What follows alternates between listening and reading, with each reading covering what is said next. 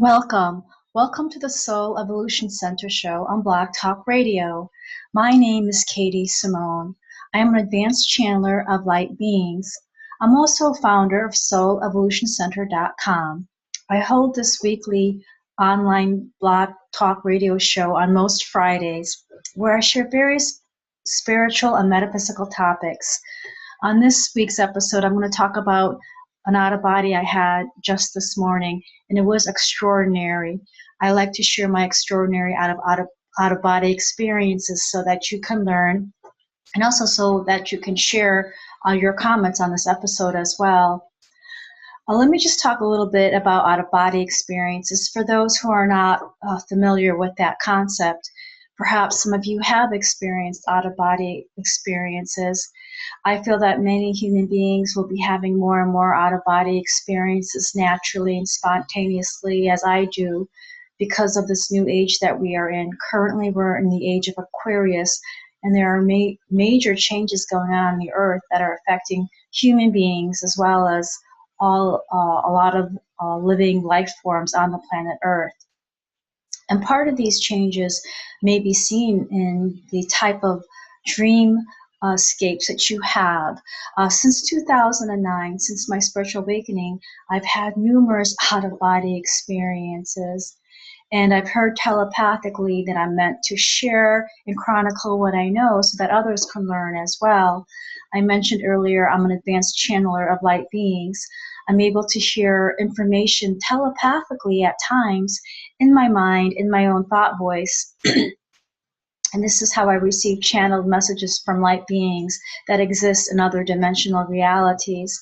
We currently exist on the third dimension, the earthly plane, but there are numerous other dimensions that exist simultaneously along with the earthly dimension. It is just that many human beings don't have the acute sensitivity or developed psychic senses to tune into these other frequencies of reality.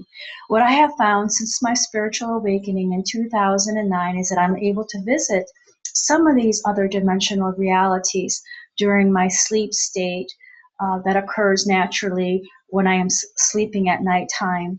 Sometimes I'm able to facilitate an out-of-body experience, and actually since my awakening in 2009, I have learned on my own specific techniques to help facilitate an out-of-body and get one going, as you could say. I know I mentioned my spiritual awakening, and if you're curious to learn more about that, please visit my website, soulevolutioncenter.com, and go to the tab Meet Katie, and you will be able to read some of the experiences I've had since my spiritual awakening and what that entailed. But I'm not going to go into that in this program. In some of my earlier episodes of the Soul Evolution Center show, I do talk about spiritual awakening, so please refer to those. I have quite a few episodes on file now, and they are free to download for you as a resource for your well-being, for your understanding. And so please go to the archive episodes and download and replay those episodes at your leisure. They're quite valuable, and I think you'll find them fascinating as well. And so I was talking about the concept that we are a multidimensional beings and that we can experience our multidimensional aspects of ourselves during our out of bodies. And for many people, that occurs during their sleep state. And that is because our mind, our consciousness is relaxed. We no longer have those fears active that we normally do during the day, or those egoic concerns. And so a level of our consciousness is actually able to exit and visit other dimensional realities. And let me just share, based on my own experiences for the past 6 years now, these other dimensional realities many times are very similar to Earth. There's people, they look like human beings, they have recreation, leisure, they go on vacation, there's cars and vehicles, they have families.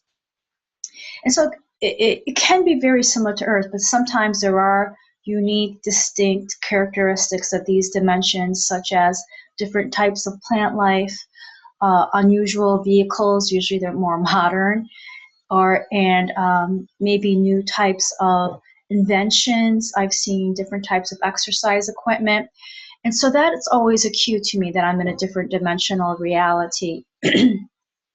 And again, we all have this capability to experience other dimensions, multiple dimensions in our sleep state when our mind is relaxed and a level of our consciousness exits our body. Many times I don't experience the exit out of my body and the entrance back, but nevertheless, these out of bodies are valid. And it's very important to be relaxed in order to have a lucid out-of-body experience. And what I mean by lucid is that you are able to recall the details of the experience. You have memory recall.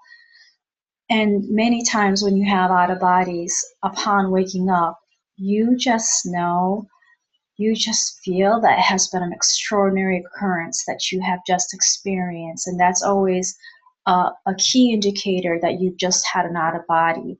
There is a huge difference between an out-of-body experience and, let's just say, a dream sequence. Even though I feel, and I have learned since my spiritual awakening, that there's nothing so simple as just a dream. Even your dreams are valid, and many times the line between a dream and an out-of-body is blurry, and they walk hand in hand.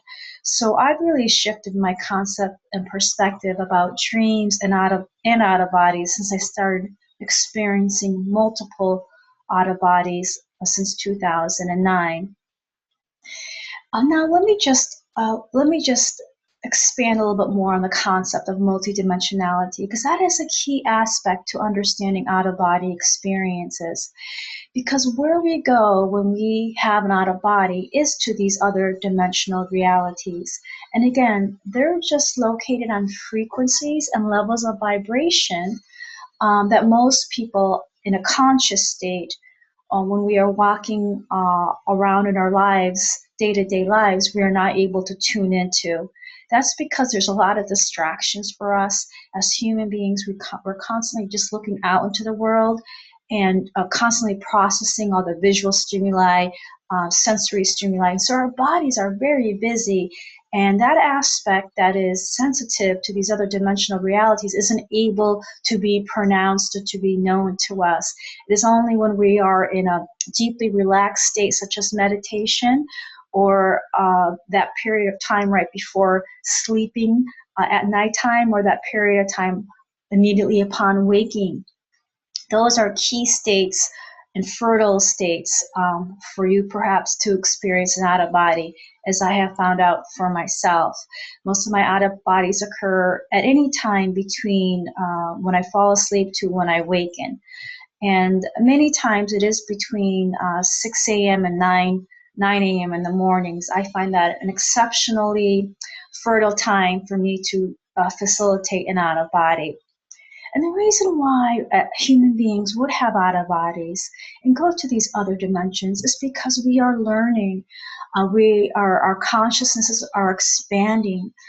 We are developing as spiritual beings. We are spiritual beings having a physical existence for our evolution. We are evolving beings, and that is everyone's life purpose. I am also a psychic reader and provide readings to clients, and many times my clients ask, what is my life purpose? What is my life purpose? And everyone's life purpose is to evolve, to spiritually develop, to expand your consciousness. Into what? I had one student in a class ask me, what are we expanding toward? What are we evolving toward? And we're evolving more toward that innate essence that we were created with and have been born with, and that is our divinity. We are divine spiritual beings, and we're having this earthly existence right now for our growth, for our learning, and for our development. And for many human beings, that entails learning unconditional love for ourselves, for other people, unconditional love for Mother Earth, animals, all living forms, deeper and deeper levels of compassion for everyone, deeper levels of peace, self-peace and peace in the world, levels, and also learning how to be joyful and to be in bliss. These are all higher evolutionary traits that every human being is learning. It is just that some human beings are more developed and have learned certain things, but it doesn't mean that the learning stops. They continue to learn, to go into deeper and deeper levels of these evolutionary characteristics. If you have judgment, if you have fear, if you have arrogance, if you are narcissistic, uh, you're an evolving soul. Obviously, you have not developed those traits to transcend those characteristics. And so part of our multidimensional nature is that we learn and develop, grow, and experience not only on the earthly plane, but in other dimensional realities. We have concurrent and parallel lives. I know these are very high-level concepts that may be hard to believe, but we are so complex, and we are so much more than our physical body. And our existence here on Earth is just one of many. We actually have parallel lives, sometimes with very similar family members as we do on the Earth, and sometimes with other husbands, other children. And I have personally experienced this during my out of body since 2009. And I have blogged about it on my blog, which is part of my website, soulevolutioncenter.com.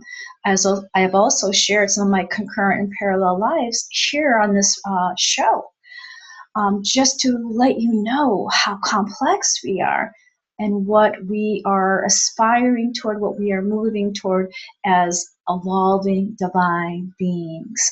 So why would we go to these other dimensions in our sleep state? Why would we want to have these experiences? Why would our spirit, that level of consciousness that leaves our physical body during out of body, want to have these type of experiences? For exactly the same reason why we're on the planet Earth, to learn, to experience, to develop, to grow, to have compassion, to love deeply, etc. Those are the type of things we experience even on our multidimensional levels. And the out of body that I had this morning was unique in so many ways. But let me just begin by talking and discussing one segment of it. And I don't know when this out of body ended. Sometimes I do remember to look at my nightstand and to note the time and the hour, because I like to chronicle it and then share it here on this platform. But this time I didn't. Let me just share with you that I became lucid during this out of body, or what another term for lucid or synonym is. I started having memory recall. I found myself on a large boat with many people. It wasn't really a cruise boat, but it could have been. And these the people that I were with were people that I did not know. They were not people from my earthly life on the third dimension. They were not family members. Sometimes they are, but in this out of body, there was no one there that I knew from the earthly plane. And so I was standing on the front of the boat with a group of people that I did not know, and I knew that we were at the very, very front of the boat, because, or I should say ship, because it was either a large boat or a ship, because of the bow structure. I knew we were at the bow area of the boat, and it had a very unusual bow structure, and I noted it during the out of body. It had two structures located on the bow that looked like black steel. They almost looked like mini turrets, turrents, mini structures. And I noticed that. And I made a comment about that to the people around me, that I actually didn't like the structure of the bow. And beyond that was the horizon of the ocean. It was a huge body of water we were on. And as I was looking out, gazing out onto the horizon, I noticed two large ships, perhaps maybe 500 yards away. And one of the ships had an unusual shape. It was very circular. It was almost like the shape of a centrifuge. But nevertheless, it was a type of ship. And I saw one ship actually bumping the centrifugal shaped ship. And I had the thought that that ship was intentionally butting that centrifugal ship as if it wanted to be antagonistic.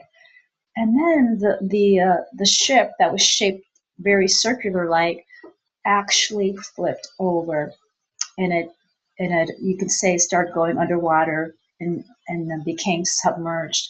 As soon as I saw that, I was so nervous and concerned because I thought about all the passengers on that ship, and they were going down.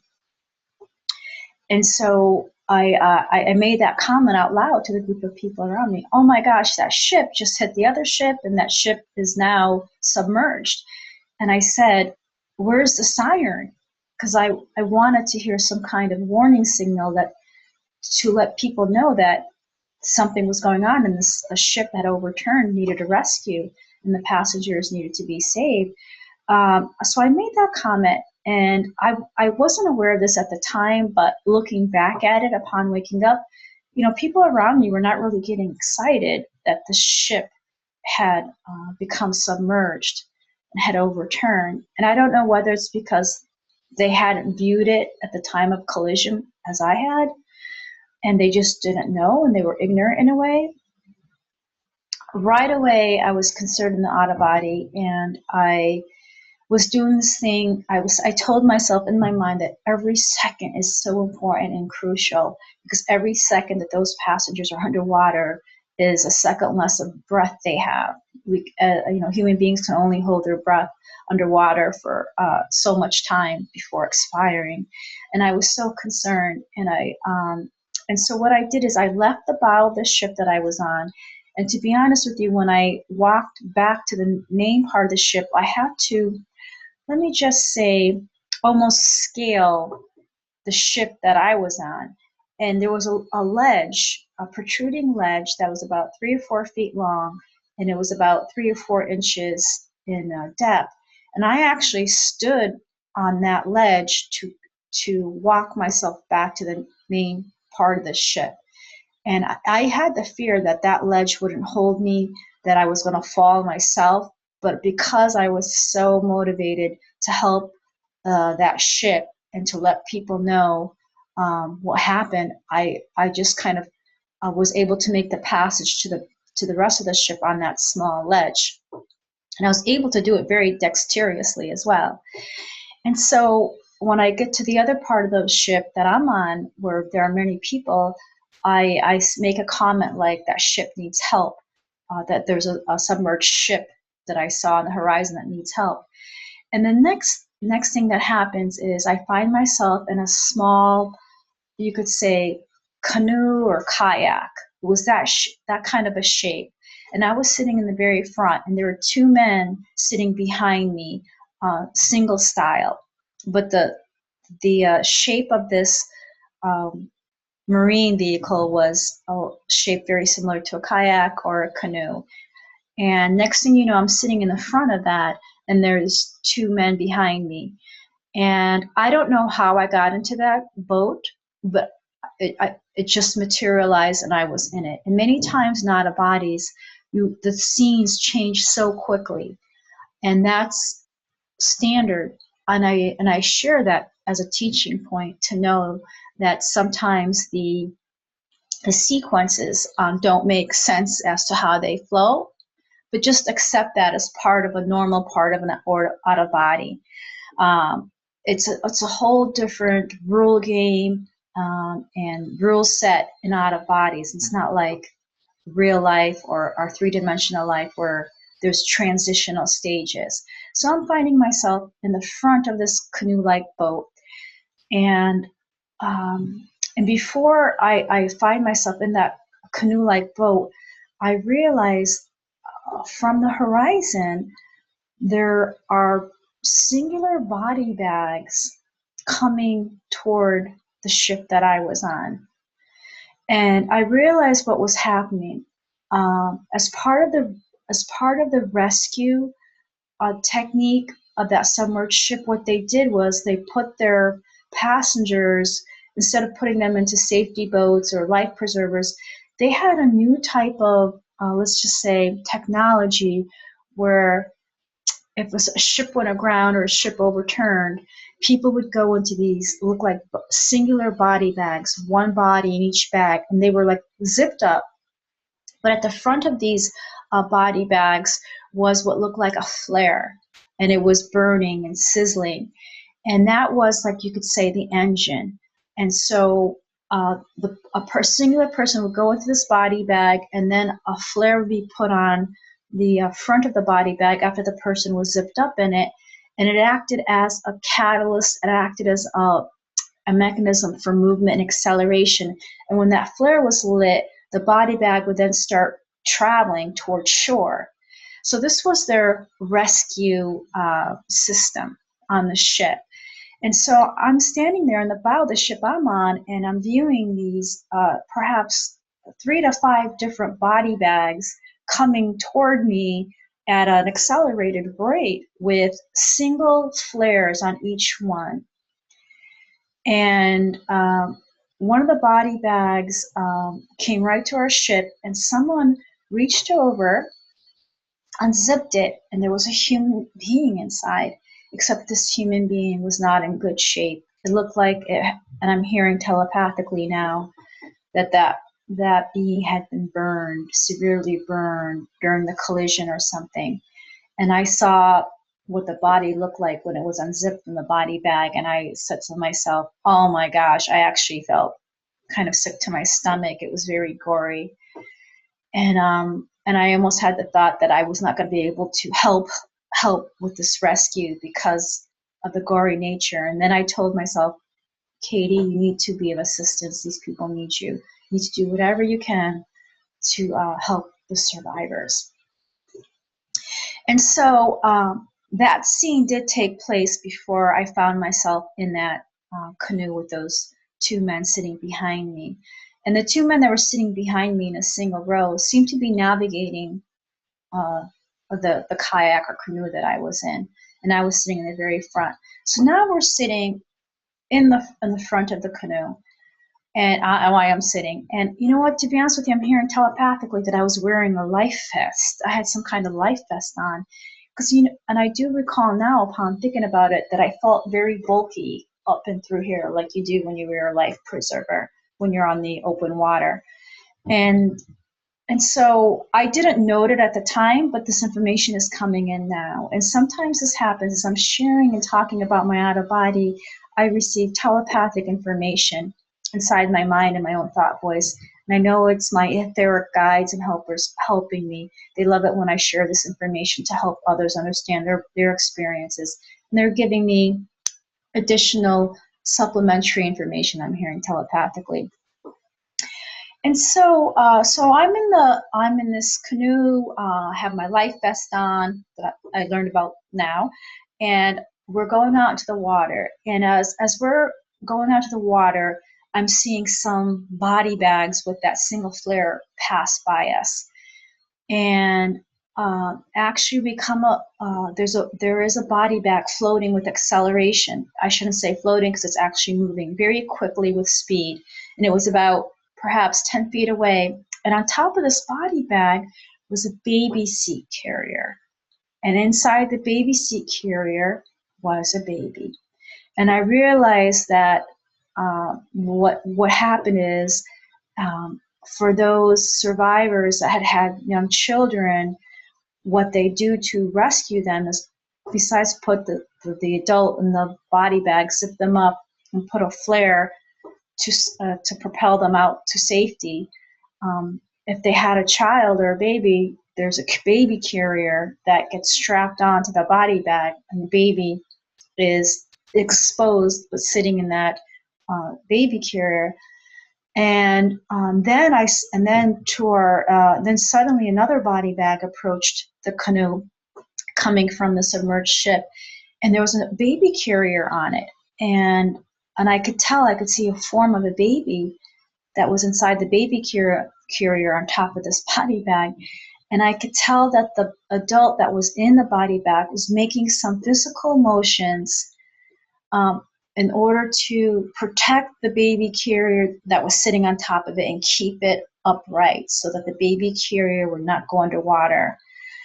And And so what I did is, as we passed this body bag that was making these gestures, body movements, and the baby carrier was right there, I just went and I asked, I kind of said out loud, can I grab the baby? I want to grab the baby. And the adult in that body bag said, yes, grab the baby. It was almost like I want to have permission from the adult that it was okay for me to pull off, to grab the baby carrier. And the adult that was in the body bag did say, yes, go ahead. I had permission from the parents, so I did. And I was so surprised when I grabbed the baby carrier. I thought I would have some trouble because, in human life, they could weigh a few pounds, and especially with a baby in it. But I grabbed it so easily. It was like it was weightless. And I look inside, and there's a very small baby. And let me just say, it was unusually small. You could say it was the size of my hand. And it was wrapped in some sort of amniotic sac, would be the best way to describe it. There was some kind of gel or liquid that was around the baby's form. And it reminded me very similar to an egg, like a chicken egg, where you have the yolk and then you have the egg white, like a raw chicken egg. You have the egg white around the yolk. And there was some kind of egg white type of liquid around this baby. And so I said to the man behind me, is it okay for me to take the baby out of this? And he said to me, read the instructions. And then I noticed in the carrier that the baby was in, on the upper left-hand side, there was a little piece of paper, perhaps 4 inches by 4 inches, and there's some writing in it. And so I realized that was the instruction sheet. But to be honest with you, I didn't follow that man's recommendation and read what was on there. I just kind of took the baby out of its amniotic sac, or whatever term you want to use. And then I start conversing with the baby because I want to make the baby comfortable. I know it's just been taken away from its mother, who's one of the survivors and is still in that body bag, traveling with momentum toward the shore or toward the ship that I just come from. And I start talking to this young girl, and she's actually now appears to be 3 or 4 years old, and that's what happens during out of bodies. Sometimes the child changes age. If you see a toddler or baby, they can change very quickly. It's a whole different paradigm than what happens on the earthly plane. And if you approach it expecting a logical sequence, you're going to be very disappointed in trying to figure out your out of bodies. I have learned that. So I've just accepted these unusual iterations and alterations in these out of bodies. So this young girl went from being a baby, a small baby from the size of my hand, to appearing to be a toddler now. And she had beautiful green eyes, and it looked a little Irish to me. And I said to her, oh, you have beautiful green eyes. I was really making an attempt to nurture her and provide her with some comfort, because I knew the situation in which she had been rescued. And then so then I realized we still have some survivors to address, or I go back to the scene at hand. And so the baby is kind of like between my legs in that canoe, and I'm still moving forward in that canoe. And as we move, I see that there's an area where there's perhaps 3 or 4 body bags being propelled. And I'm thinking to myself, we need to rescue them. If the body bags are there, that means there's an adult in there that needs to be rescued. And I look in my canoe, and I realize I thought I had 2 men that were behind me, but now it was just a singular man. And I looked to see, and I realized we had a space for 1 more adult that could fit into our canoe. So potentially we could save 1 more adult. And then I looked ahead, and I saw this empty canoe appear in the water just a few feet away from me. And one of the survivors in that body bag rescue structure actually kind of unzipped himself from the body bag and went right into the empty canoe, that was shaped very similar to I was in. And so this survivor rescued himself, and from out of nowhere appeared miraculously an empty canoe for him to go into. And I realized that he was the only one in the canoe, and he kept rowing past other survivors that were still in those body bags. And I had the thought that he could fit one more person in his canoe. We should be rescuing as many people as possible. And so I yell out to him, you could fit one more person in your canoe. Why don't you pick up one more person? And there actually was someone who had been in a survivor that had been in one of those moving body bags, and he had zipped himself out, and he was kind of just floating on top of his body bag and talking. And I thought maybe he was talking to his cell phone, the way he was bent over and verbalizing. And so the man that I had noticed that had self-rescued himself, he picked him up. And I realized that we needed a lot more canoes to rescue the numerous amounts of body bags that were still around us. There's perhaps 10 or so that need to be rescued. And then we go back to the ship to unload the passenger that we had, the young girl. And as we were doing that, as we're moving toward the ship that I originally was from, excuse me, the young girl starts to say to me that she's so cold, and that she's very cold. And I realized that she had been in the water, even though she had been in a baby carrier. She was being affected by the climate that we were in. And I had nothing to give her. I didn't have a blanket. And to be honest with you, I didn't even think of that. I just knew I didn't have anything to swaddle her with to keep her warm. And so I just told her that she had to keep moving in the boat, that she had to move her knees together, knock her knees together to create some physical activity so she would feel warm. And then she said to me, "You're not taking good care of me because I'm cold."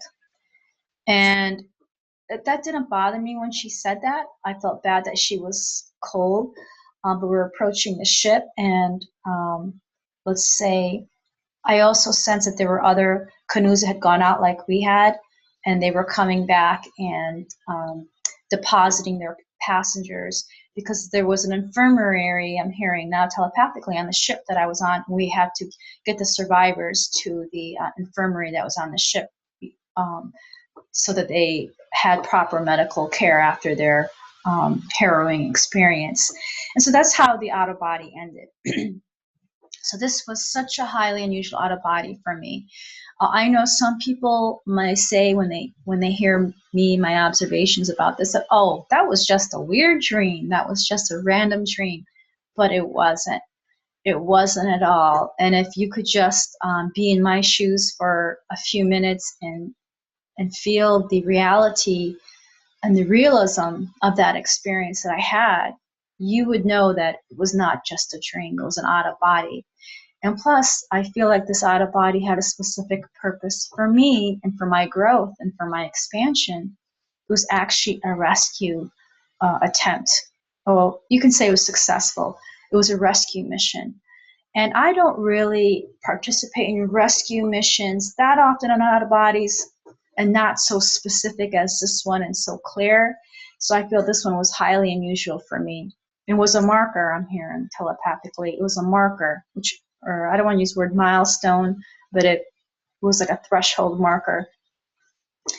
And, looking back upon this out-of-body when I woke, I asked my angels. I have a relationship with the angels, and I channel some of their messages. I asked them for specific guidance as to what occurred during this out-of-body. And I also began to feel some guilt.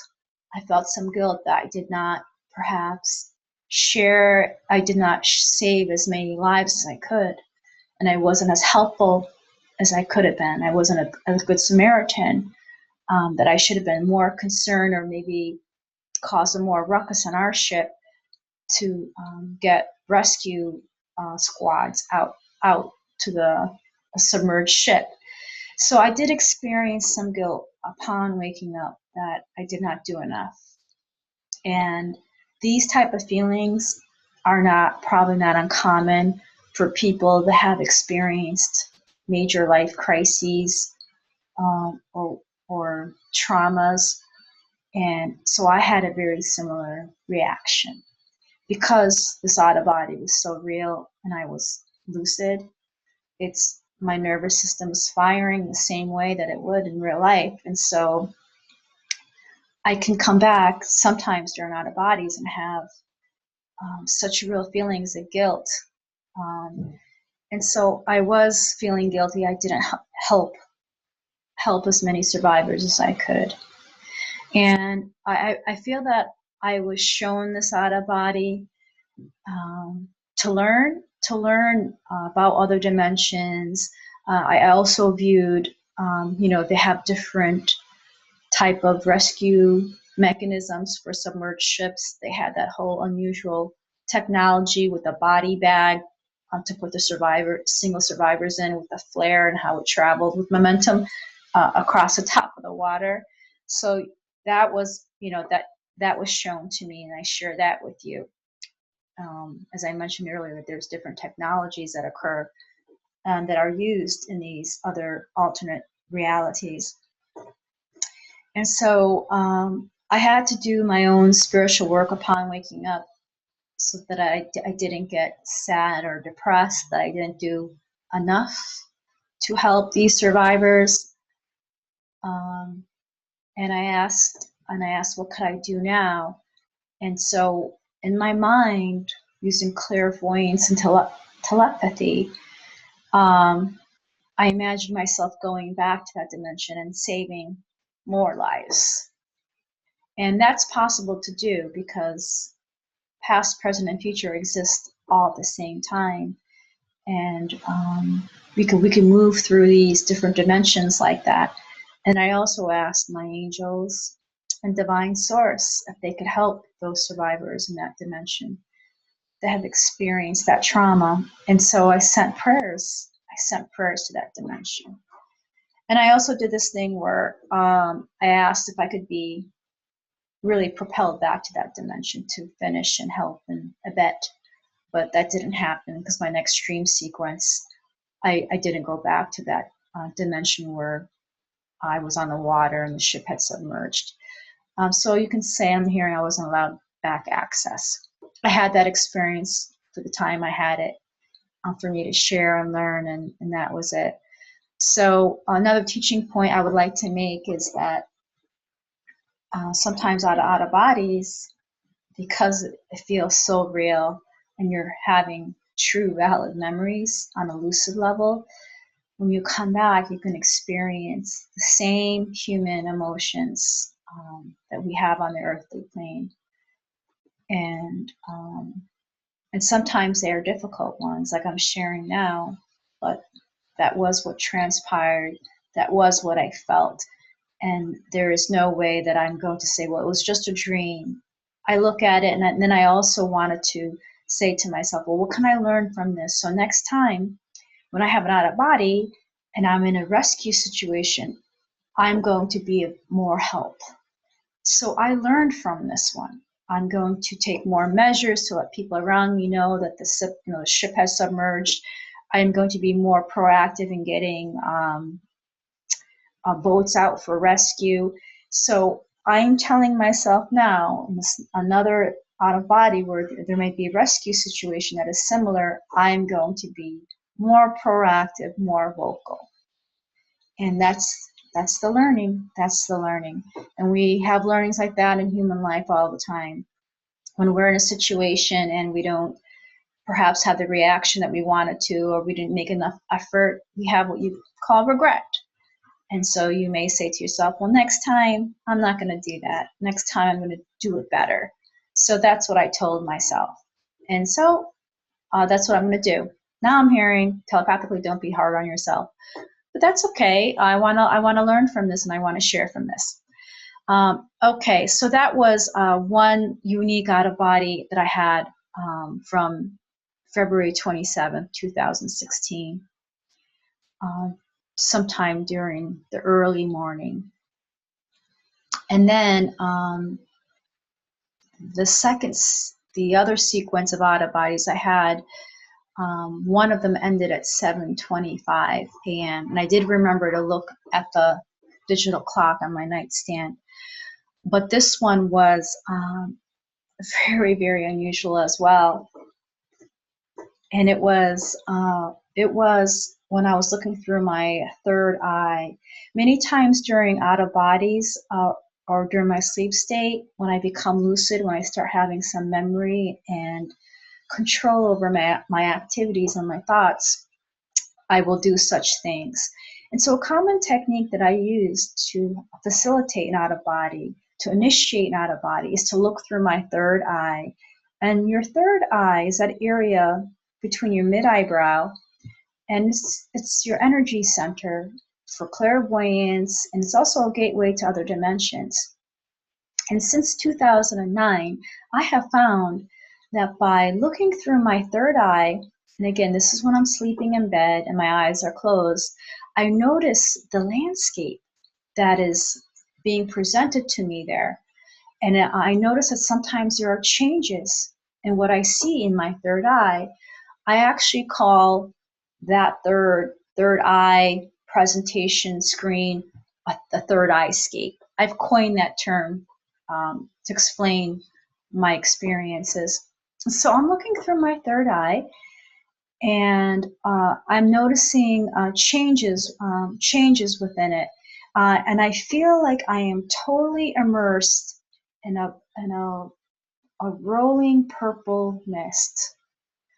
And I see purple often with my eyes closed when I look in my third eye. And so I'm seeing this, all it can look like is a swirling fog of purple mist. And it's very dynamic. It's moving slowly and rolling, and it's very billowy. And I do this thing where I just project myself further and further into this mist. I just put myself in there, and it feels like I'm standing in this mist. It feels so real. It feels like I'm in a whole different place. I am so and so the feeling is that I am so in my third eye. I'm actually in my third eye, that space between your third eye. A level of my consciousness is actually in there. And that when I feel like that, sometimes that's when I experience the portals, or these are called wormholes in science fiction movies. These are tunnels between the different dimensions, or you can say corridors. The term I've heard telepathically is interdimensional corridors. They're pathways between, and I'm hearing they're transits between different dimensional realities. You may have seen this on sci-fis where spaceships will find a wormhole or portal and they'll take a shortcut to a certain planet. So many times I have portal experiences, and this is one of them. And many times they're known to me as being the portal because there's light phenomena around me, etc. And so I realize that I'm in a portal because it looks like deep, dark space. I feel that I'm actually in it physically, even though really it's just a level of my consciousness.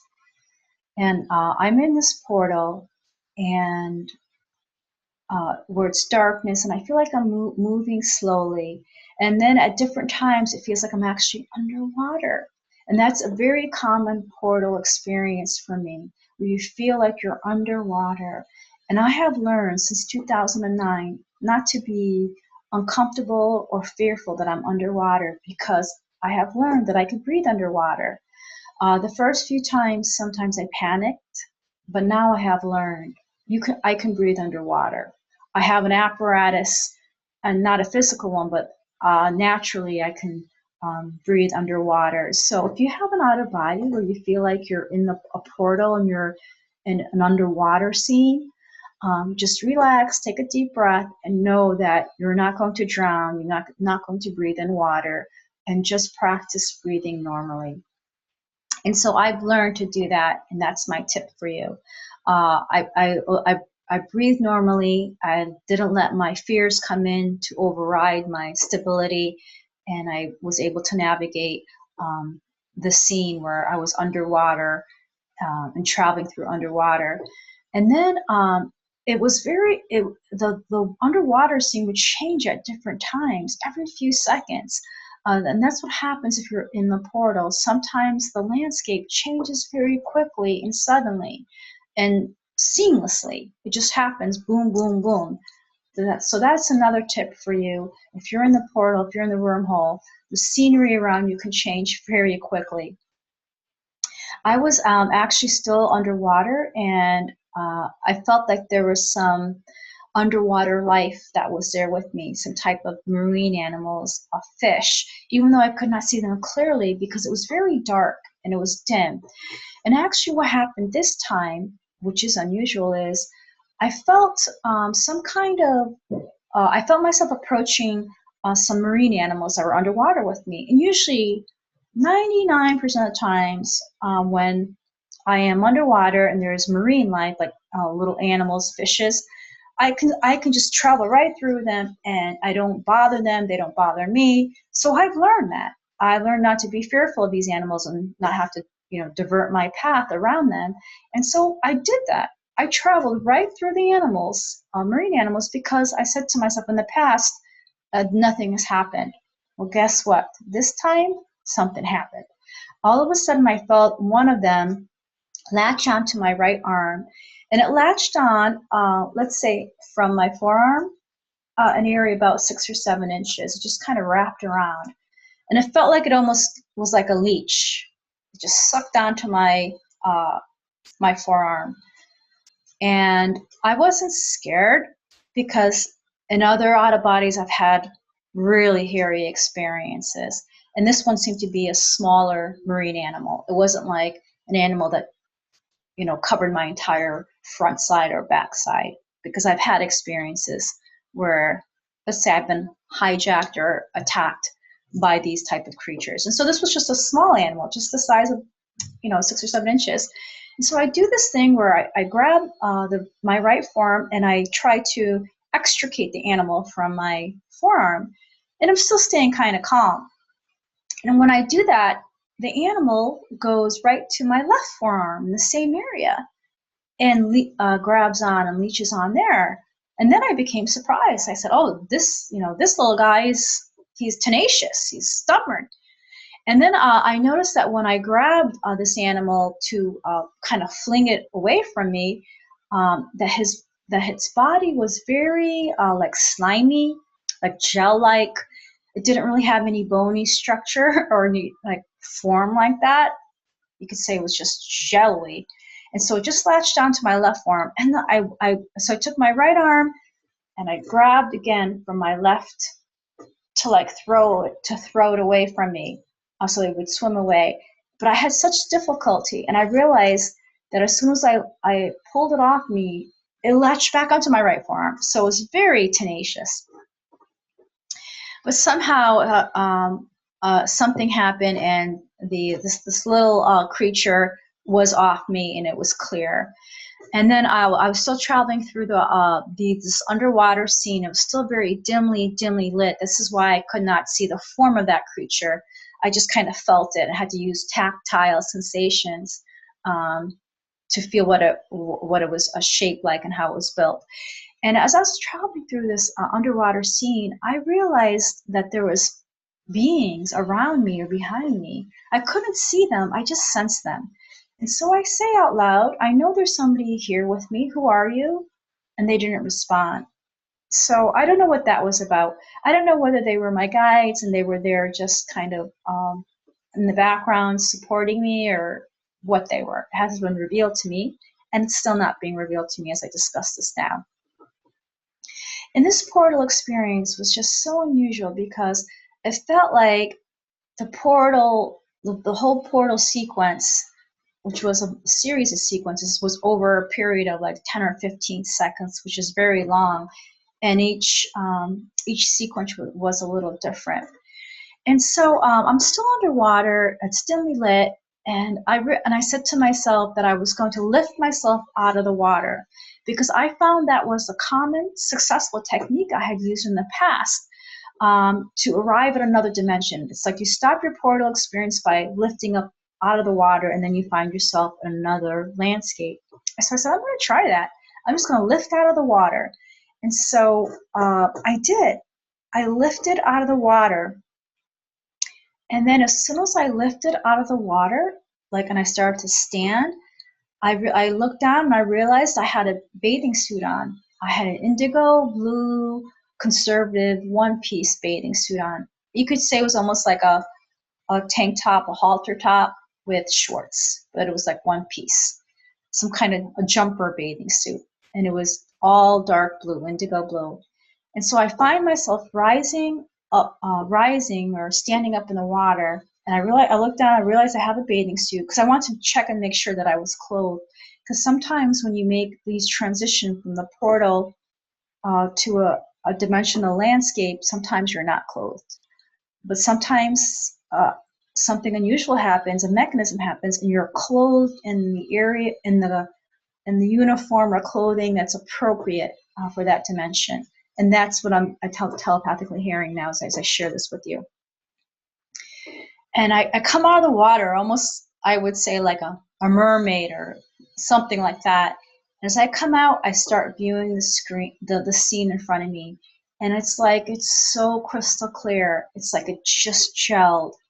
That's how lucid the scene was. And I said to myself, because I knew exactly what was happening, I said, I am now in another dimensional reality, another dimensional landscape, another place in time and space.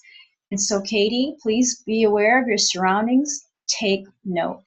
You've just been ejected into another dimensional landscape. And the word ejection is a term I've telepathically heard to use when I arrive at a dimensional landscape, especially after going through the portal.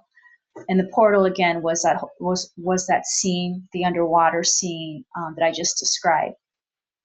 And many times when I'm injected into a landscape, and if it's from an underwater scene, I come to the landscape from out of the water. That has happened numerous times. And so that's a common technique of arrival. You actually eject, but you're coming out of the water. I share this with you, and I would love to hear if you had an out-of-bodies, or if you had out-of-bodies where you arrive at another dimensional landscape from the base or platform of a body of water.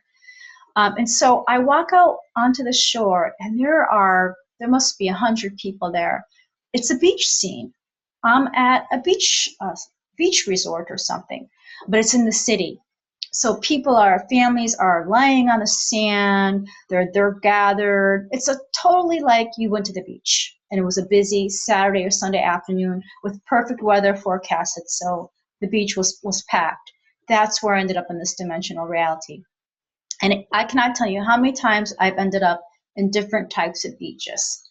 It just seems to be a common arrival point. And so I said to myself, oh, it's another beach scene, because this must have been like maybe 15th or 20th arrival into a different dimensional beach scene. But it was an unfamiliar one. And I knew that it was a city because if I looked in the distance, I could see an overpass. So this beach was somehow located very much in the city. It wasn't off in a rural area or a huge, quiet, peaceful, idyllic coastline. It was a city beach and jam-packed. And so I look around, and this is what I noticed. I look around and I see some people to my left, and they were like sitting there, and I noticed two people had oracle or tarot cards, and they were doing card spreads for themselves. And I am a tarot or oracle card reader, and I love doing that, and I love teaching about it. I teach people how to use the tarot and oracle cards to get guidance for your own life questions. And so these two people that were not sitting together were doing oracle cards. And I said to myself, wow, they do oracle cards here in this dimension. And so I noted that. And I realized there's this big, long building behind all the beachgoers. And it was just very industrial and very city-like. And I realized I had a decision to make. Which direction do I go into now that I'm here? Sometimes I have a helper that greets me when I arrive, but many times I don't. And I didn't have anyone greet me or escort me to the next place for me to visit, so I had to wing it. That's what term I like to use. I had to make my own decision. Do I go to the left? Do I go to the right? Do I go inside that building that's behind the beach goers? What do I do? So I just start walking, and I said, I'm just going to walk around the beach and just observe these people and what they're doing. And so I can chronicle it when I return back from this out of body. And then before you know it, the out of body starts to dissipate. And I'm quite surprised because I thought I was very much engaged in the out of body. Usually the out of body will stand solid for a few seconds, but it starts dissipating, and I'm disappointed. And I'm like, boy, that out of body dissipated quickly, and now I'm back in the portal again. I'm back in what looks like a darker space, but now I'm in an underwater scene again, but now the water is more colored teal green. It's a beautiful color and more aqua colored. And I say to myself, oh, I'm in a body of water again, breathing underwater like I did before, but this time it was teal and very pretty colored. And I was thinking to myself, wow, that was so surprising that I didn't have a longer out of body in that beach scene. I kind of wondered to myself why. And I thought maybe it's because I felt a little bored, because I said to myself, when I realized it was another beach scene, I said, oh, this is another beach scene. I've had like 15 or 20 of these. Why can't I go somewhere different? And so I'm in this teal colored water, and I have the idea, because I'm lucid, that I'm going to have a destination point. And so I say telepathically to myself, I want to go see my angels. I want to meet my angels. I want to have interaction with my angels. I want to communicate with them. I've had this intention for many years. I have a connection with certain angels and my own angels, but I would love to meet them in an out-of-body experience and have that full frontal those sensations and interactions. Though I can sense my angels in meditations, or when I'm very quiet and relaxed, I can feel their loving beauty and their divineness and their deep peace. I really want to be able to kind of look at them, like see their form if they have a form, and communicate on those levels in an out-of-body experience. So I've been asking for this for a long time, and I was lucid enough when I was in that portal, the underwater teal-colored water portal, that to have this intention. So I asked for that, and I didn't get that. I didn't get that.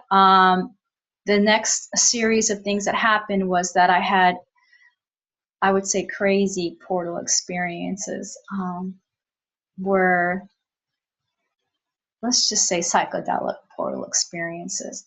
Part of the portal experience, I was trying to remember all the steps, all the experiences I had sequentially, so I could share them here. But unfortunately, I lost sense of it because it was so psychedelic. But let me just say that at some point I was still underwater, and then I start hearing music and vocals. It sounds like a radio is playing, but it sounds like it's live. It sounds so real. And this was a male vocalist, and he had instrumentals with him, and he sounded very much like Duran Duran. And the words of the song were about how he was with a woman, and the woman only wanted him for child support, but then he met another woman, and now he loves this other woman. And the two lyrics that I clearly remember is, she loves me well, she tells it to the bluebell. And to be honest with you, to even remember those two lines was a tremendous amount of effort on my part. When you're hearing these type of songs or music as you're in the portal or traveling through a landscape, it sounds so real and live. You think you're going to remember it when you wake up, but then you don't. So that I remember those two lines, well, that's a big deal for me. And also, as I'm having this experience, I'm actually traveling through another dimensional escape. I left the water. Like I said, these things happen, these scene changes happen suddenly. And I'm traveling like through a city street. And as I'm traveling through the city street, what it really means is I'm floating above the city street at high speeds. And everything's just zooming down below me, and at the same time I'm hearing this live like pop rock music with this male singer singing. So you can see there's a lot of activity going on. And the thing is, when I was traveling over the city and through the streetscapes and hearing this music so clearly in my ears, um, the cityscape was not clear. And I noticed that. And I said to myself, this is not clear. This is blurry. The scene hasn't gelled like it did when I walked out of the water and saw that beachscape in front of me just a few minutes ago. This was blurriness. And I really don't like when it's blurry because it's hard for me to note the details. And who likes to have blurry vision? We want to have clarity of vision. And so I noted that during the out of body that I didn't have blurry vision. And so I wondered whether I was 100% there. That's the best way to describe it. And let me just share with you another teaching tip about out of bodies. Many times, it's not unusual at all to hear live music during your portal experiences, or actually when you're arrived in another dimensional landscape. And let me tell you that music, when you hear it, whether it's just instrumentals or vocal, is so real. It's quite extraordinary. I would love if you could share on this episode if you ever had an out of body where you heard live music. It's kind of a lot of fun. You know, it breaks up the out of body.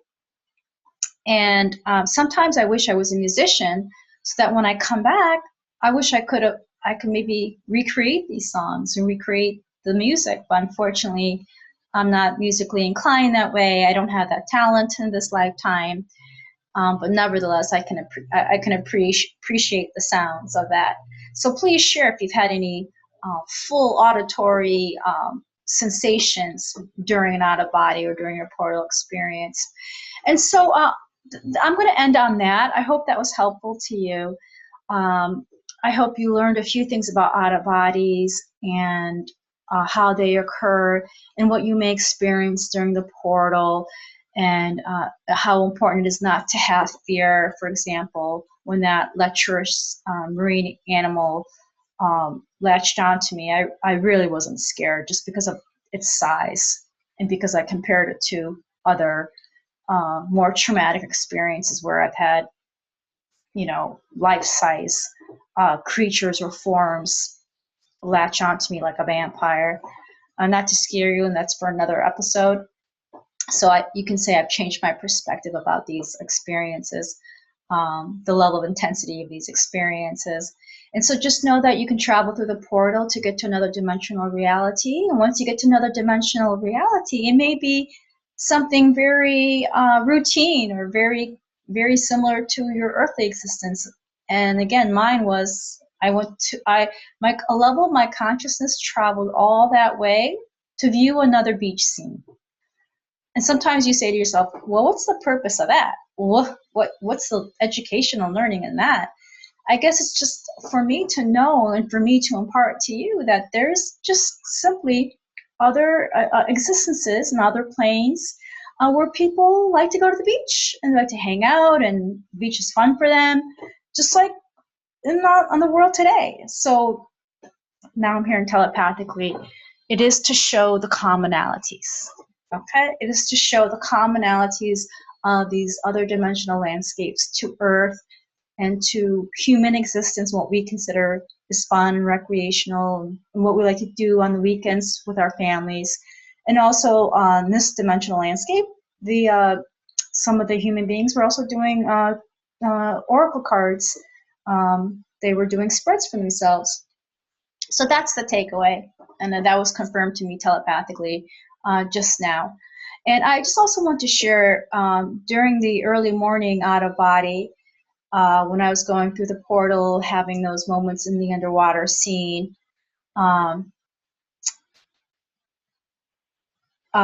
we were having construction work done on our house in real life, and the construction workers were actually working outside the bedroom, and they were using a saw and they were cutting pieces of wood. And so even during the out of body, I could hear the saw noise that was actually in my earthly life outside my bedroom. So I was in the out of body, like on that beach scene, observing, and I heard the saw noises from the construction workers where my physical body was sleeping. So do you see how complex that can be? That it's almost like you're in two places. One level of my consciousness is in this other dimensional reality on the beach, in this new beach, and another one is still able to hear my earthly 3D noises from outside of my house. And even in the out of body, when I heard those noises, I said to myself, those are the construction workers using their saw. And I would like to probably give my own self a shout out, because that is a very loud distraction to hear the saw sounds. And for many novice, that's the term I'm hearing, novice out of bodyers, that saw sound would have just booted them out of the out of body and made their consciousness come back into their physical body, and the out of body would have dissipated. But for me, because I've been doing this now for over 6.5 years, I was able to hold the out of body and be in that dimensional landscape, still hear the construction workers sawing where my physical body was, and I was still able to keep the out of body going.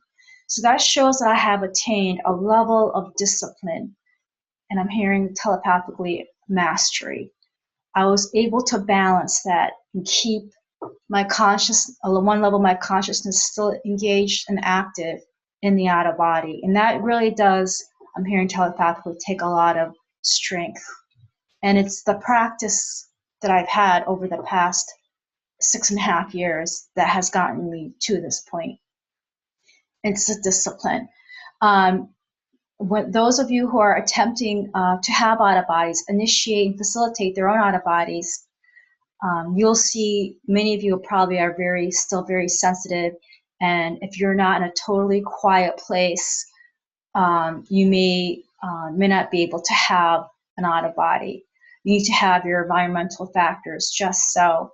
So I'm very pleased that I've gotten to this level where I was able to continue and progress through my out of body when there was extraneous and pretty loud sounds going on around my physical body in real life. So that was an unusual revelation for me this morning, and this is the first time that has happened. So that is you could say monumental for myself, and I'm hearing the progress I have made. I'm hearing that telepathically. Okay, well, another thing I want to share too. I'm sorry about the segmented nature of sharing of my experiences, but I do share these experiences live, and obviously they're not scripted. And so I reveal them to you like off the top of my head. After I got booted, well, I'm not gonna say got booted out. After when the dimensional landscape that I was in with the beach scene dissipated, and I was back in that teal-colored water. I also had an experience. The next portal experience from that was I was in total darkness, and I was with the billowy, misty clouds again. And all of a sudden, I start saying the word Om, O-M. And as soon as I start saying that, I am accelerated in my third eye, and I am moving so quickly with such momentum. It's like saying the word Om in that dimensional space of that portal stimulated something. Next thing you know, I am traveling, not through any solid or reportable landscapes, but just through space, through mist. And so I repeat the word again, Om, when I say it with intention. Like I really feel the word. And all of a sudden, I have this transcendental, that's the word that's coming to me telepathically, experience. I am traveling through space. I am reciting the word Om. And for 2 seconds, I felt like I was the biggest expansive consciousness I felt like I was one with everything. And this is the first time this has happened, like during a portal experience. But many times I don't say the word Om. This time I said it spontaneously. I don't even know why I said it. And I don't know why I said it repeatedly. But for a few seconds, I just touched and felt the divine, not just in me, around me. And it was like when I was in deep space. And so that was a beautiful, beautiful moment for me. And I'll never forget that. And that was extraordinary. That was the first time I had that moment. And also, when I was, before I started saying those ohms, I got an image of my father, and my father's the spirit. And this is very highly unusual for me to be in the portal or be traveling through dark space and to get a clairvoyant image of my father and spirit. And so I thought that perhaps my father and spirit want to connect with me in another dimensional reality. It has not happened yet. But I was lucid enough to know that was a possibility. So I said telepathically, if my father and spirit wants to connect with me now, I am open to it. I would love to connect with him from my high school and the high school of all concerned.